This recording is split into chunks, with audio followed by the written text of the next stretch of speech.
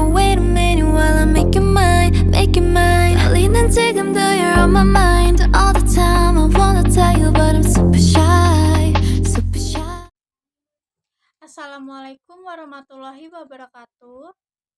Yang terhormat kepada Bapak Ade Chandra SMMM selaku dosen mata kuliah Manajemen Keuangan. Sebelumnya, perkenalkan, nama saya Nisha Nuraini dari kelas Manajemen 22A dengan NPM 22411016. Pada pertemuan kali ini, saya akan membahas rumus dan perhitungan rasio keuangan. Di sini kita harus mengetahui apa sih yang dimaksud dengan rasio keuangan. Rasio keuangan adalah rasio atau ukuran yang dihitung dari akun-akun atau komponen-komponen di laporan keuangan. Rasio keuangan digunakan untuk menilai kinerja perusahaan, untuk melakukan perbandingan kinerja perusahaan antara periode waktu, juga membandingkan kinerja perusahaan yang satu dengan perusahaan yang lainnya. Dan juga rasio keuangan juga merupakan metode analisis finansial yang dapat dimanfaatkan sebagai indikator penilaian atas perkembangan sebuah perusahaan atau bisnis. Perhitungan rasio keuangan dilakukan dengan mengambil data laporan keuangan pada periode akuntansi tertentu. Dengan begitu, bisa diketahui kinerja maksimal dari keuangan perusahaan. Selanjutnya, fungsi dari rasio keuangan, yaitu mengetahui optimalisasi finansial. Dalam fungsi rasio keuangan diminta untuk mampu mengetahui cara pemanfaatan finansial dengan lebih optimal dan jelas. Hal ini mampu menunjukkan pula potensi adanya kecurangan atau informasi tidak akurat pada laporan keuangan. Dengan begitu, penggunaan keuangan yang efisien pada bisnis dapat diwujudkan. Yang kedua adalah mengetahui efektivitas manajemen operasional. Fungsi ini berguna membantu perusahaan untuk mampu mengetahui seberapa efektif dan efisien kinerja dari manajemen operasional ketika menggunakan biaya untuk aktivitas operasional perusahaan. Dan yang ketiga, memastikan penggunaan aktiva telah optimal. Aktiva merupakan hal yang tak kalah penting untuk dipahami dan mengevaluasi guna memastikan pemanfaatan keuangan telah optimal. Jumlah aktiva yang dimiliki perusahaan mampu menjadi bahan pertimbangan dalam mengambil kebijakan. Tanpa fungsi ini, rasio keuangan optimalisasi penggunaan aktiva tidak akan bisa diketahui secara akurat dalam perusahaan. Selanjutnya, menunjukkan kondisi keuangan perusahaan. Kondisi keuangan perusahaan yang sehat bisa ditunjukkan melalui jumlah laba atau keuntungan yang berhasil didapatkan dari setiap kegiatan bisnisnya. Menjadi acuan analisis kemampuan perusahaan untuk berkembang. Agar bisa terus bertahan, perusahaan harus bisa memastikan bisnisnya mampu berkembang dengan konsisten dan menjanjikan.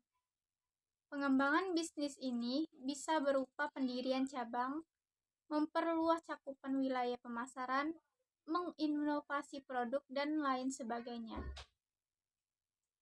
Selanjutnya adalah jenis rasio keuangan memiliki 4 jenis. Yang pertama adalah rasio laba. Rasio ini menganalisis perusahaan untuk mengetahui seberapa besar kapasitasnya dalam menghasilkan laba melalui aktivitas bisnis yang dilakukan. Yang kedua adalah rasio utang. Rasio utang merupakan metode yang berguna untuk menganalisis kemampuan perusahaan dalam melunasi utang jangka pendek maupun jangka panjang. Yang ketiga, rasio utang jangka pendek. Rasio ini digunakan untuk menganalisis kapasitas atau kemampuan perusahaan dalam melunasi utang jangka pendeknya. Keempat, rasio aktivitas. Analisis aktivitas ini berguna untuk mengetahui kemampuan perusahaan atau bisnis dalam mengoptimalkan peran aktiva yang dipunyainya dalam menghasilkan laba perlu diketahui. Selanjutnya adalah rumus perhitungan rasio laba. Rasio laba, rasio likuiditas berbeda sesuai dengan jenisnya. Ini rumusnya, yaitu rasio lancar sama dengan aset lancar per kewajiban lancar dikali 100%. Rasio cepat sama dengan kas ditambah piutang ditambah efek per utang lancar dikali 100%.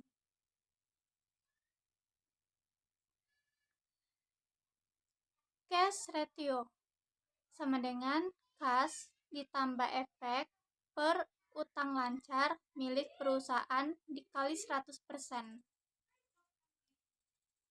Dan memiliki contoh perhitungan current ratio, yaitu adalah suatu perusahaan memiliki aktiva lancar sebesar 10 juta dan kewajiban lancar sebesar 5 juta.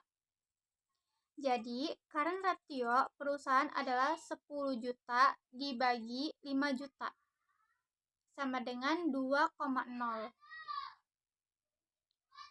Jika angka rasio lancar suatu perusahaan lebih dari 1,0 kali, maka perusahaan tersebut punya kemampuan yang baik dalam melunasi kewajibannya. Selanjutnya adalah rumus perhitungan rasio utang. Rumusnya adalah rasio utang sama dengan total utang per total aset. Contoh perhitungan rasio utang. Katakanlah toko sepatu Anda berutang kepada karyawannya sebesar 50.000 dan memiliki total aset sebesar 100.000. Untuk menghitung rasio utang, bagilah 50.000 atau kewajiban dengan 100.000 itu adalah aset. Artinya, toko sepatu Anda memiliki rasio utang sebesar 0,5. Meskipun bergantung pada industri dan pesaing Anda.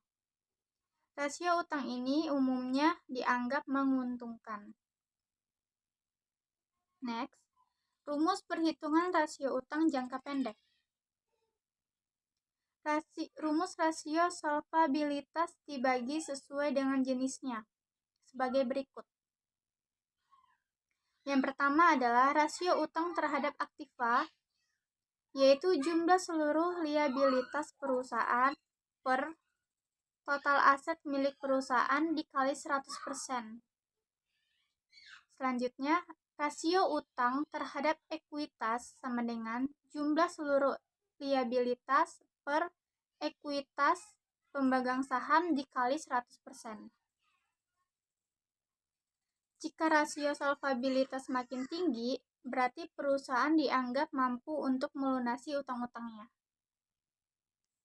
Contohnya adalah pemilik PT B memiliki ekuitas di perusahaan sebesar 100 miliar. Dari total aset yaitu 250 miliar. Yang artinya adalah 150 miliar didapat dari hutang. Sementara itu, kewajiban-kewajiban lainnya adalah diantaranya PT B jika ditotal sebesar 25 miliar, maka dari segi D atau E, PT B dengan perhitungan rasio solvabilitas diantaranya adalah sebagai berikut. Rumus rasio solvabilitas D per E sama dengan debit per equity. Solvabilitas D per E sama dengan 150 miliar ditambah 25 miliar per 100 miliar sama dengan 170 miliar per 100 miliar sama dengan 1,75. Selanjutnya adalah rumus perhitungan rasio utang jangka pendek, yaitu rasio aktivitas masing-masing perhitungannya adalah seperti ini. Yang pertama, perputaran piutang sama dengan penjualan perusahaan per rata-rata piutang dikali 100%. Yang kedua, perputaran persediaan sama dengan penjualan perusahaan per persediaan milik perusahaan dikali 100%. Yang ketiga, perputaran aktiva tetap sama dengan penjualan perusahaan per aktiva tetap punya perusahaan dikali 100%. Dan yang keempat, perputaran total aktiva sama dengan penjualan yang dihasilkan perusahaan per total aktiva dikali 100%. Contoh, perhitungan rasio utang terhadap ekuitas, yaitu diketahui perusahaan C adalah pemasok suku cadang untuk alat berat dan semua pelanggan melakukan transaksi secara kredit.